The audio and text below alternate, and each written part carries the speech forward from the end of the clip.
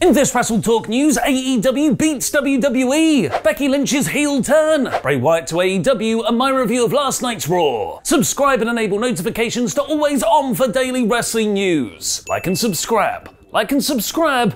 Like and subscribe. Support WrestleTalk! CM Punk made his return to wrestling on last Friday's AEW Rampage after 2,763 days out from the business. Who's counting, though? It was an emotional moment for many snowflakes, with grown men openly weeping in the arena. Bussies? I didn't. I was just very, very sweaty. On my face.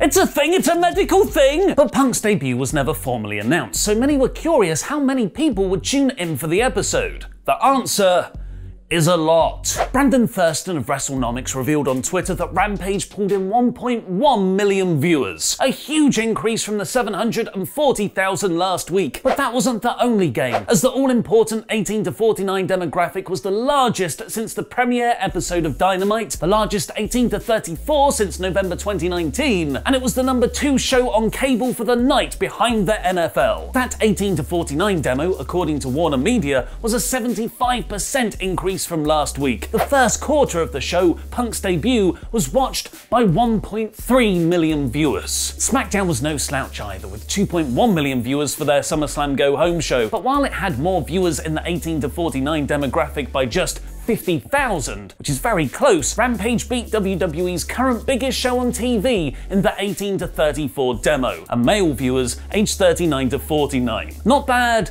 for someone who can't move the needle. But Punk wasn't the only big return of the weekend, as Becky Lynch made a surprise appearance at SummerSlam to squash Bianca Belair in a matter of seconds to win the SmackDown Women's Championship. She was reportedly a last-minute replacement for Sasha Banks, who wasn't cleared to compete. And to give you an idea of how last minute, the merchandise team who made Lynch's new t-shirt were only given 48 hours notice. To be honest, I'm actually surprised to hear WWE's merch team put more than 2 days of effort into anything. It has since come out that Lynch will now be positioned as SmackDown's top heel, but it's unclear whose idea that actually was. PW Insider first reported this was a Vince McMahon idea and a Vince McMahon pitch. Lynch was apparently supposed to return in October, but Banks being out forced WWE to reconfigure those plans, which involved Becky having to turn heel. According to Dave Meltzer, though, Becky was the one who requested the turn. And that isn't the only Meltzer report that's being conflicted. Segue. Meltzer casually revealed in Sunday's Wrestling Observer Radio that former WWE star Bray Wyatt had signed with All Elite Wrestling. When questioned further about this by his co-host Garrett Gonzalez, Meltzer seemed to backtrack on his comments, saying that it was similar to Malachi Black's situation, where they wanted to sign him, and they likely will. Dave's regular co-host Brian Alvarez expanded on this on the Brian and Vinny show, saying, "I'm not saying that Dave is wrong.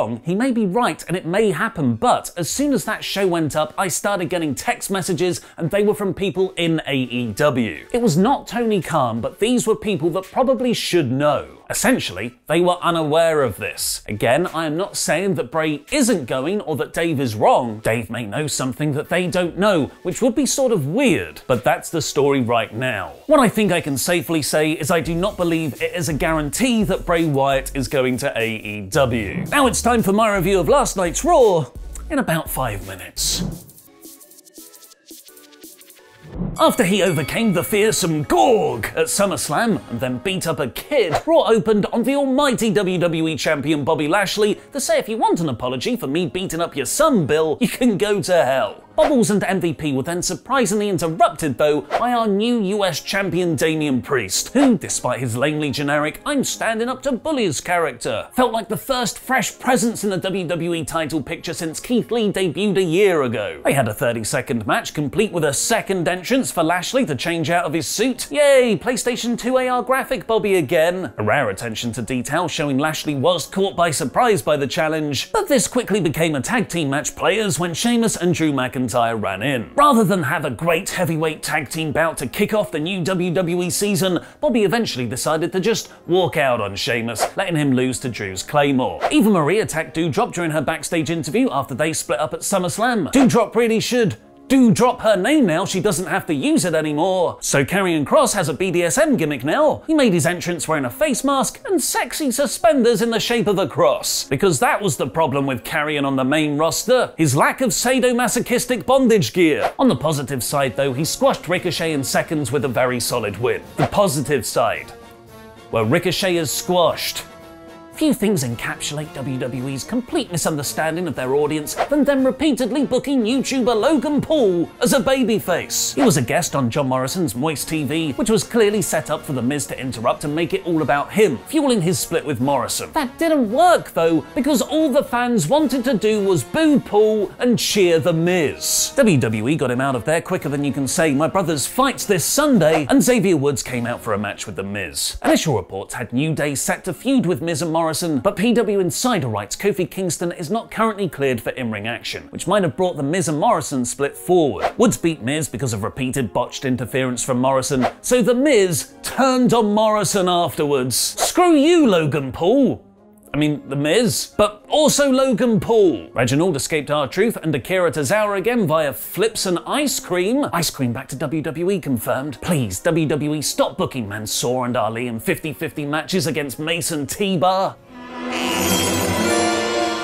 Oh, god damn it, WWE. We got Mansoor versus Jinder Mahal instead, which Mansoor won in the lamest way possible. Jinder getting DQ'd for beating him up too much in a 1-minute match. Charlotte Flair cut an in-ring promo about how she's now a 12-time women's champion, again not counting the NXT one, saying she doesn't need friends, she doesn't need family. All Flair's family to AEW confirmed. And most of all, she doesn't need all of you people. She then held up her title to pose, which I'm assuming then woke up the production guy who hit her pyro and music cue way too early. Because Charlotte then just carried on talking / rambling about how good her cheekbones are, and then her music played again. But this time it was interrupted by her presumed next challenger, Alexa Bliss, with her supernatural doll, Lily, who said they just came out to say hi. I've always felt like Charlotte versus Bliss has been Raw's women's title endgame this year, and even though I've been mentally preparing for it for 8 months now, the idea of Lily being involved in this still makes my brain hurt.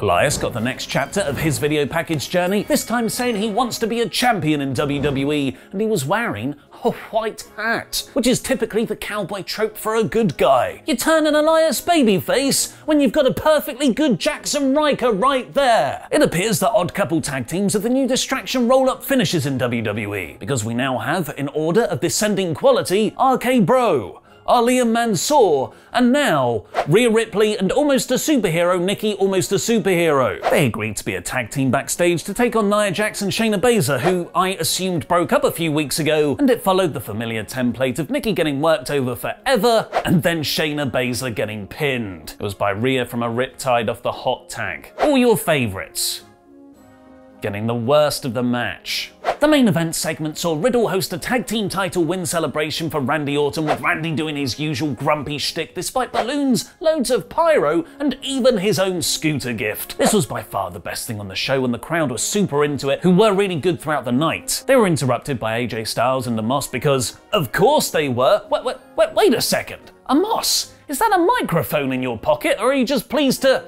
Oh no, right, it is a microphone in your pocket. AJ and Riddle booked themselves in a match right now, which meant, in kayfabe, Sonya Deville and Adam Pearce did not have a main event booked for this show up until the last segment. Lucky them, that worked out. Upon realising announcing matches in advance might be a good thing, after all you can just change them while the show is actually on air if you want, the commentators then ran through 3 whole matches made for next week. Sheamus versus Bobby, Eva Marie versus Doudrop, and Miz versus Morrison, which is actually a pretty loaded card for Raw. Riddle and AJ worked fantastically together, with Riddle in particular showing great babyface fire and Randy being a fantastic presence on the outside, reluctantly but eventually getting into the match. Amos did his shtick of being so damn tall again, so Randy awesomely took him out with the scooter, letting Riddle get the win. Orton hit an RKO on AJ for the pop, and RK Bro posed with the belts in a very good end to the show. What did you think of Raw? Let me know in the comments. 59% of you went for Karrion Kross is now a gimp on our poll on a poll match on the community tab. RK Bro were yet again the best thing on Monday nights. But that is a very low bar right now. And even then, all feuds felt like they either had no direction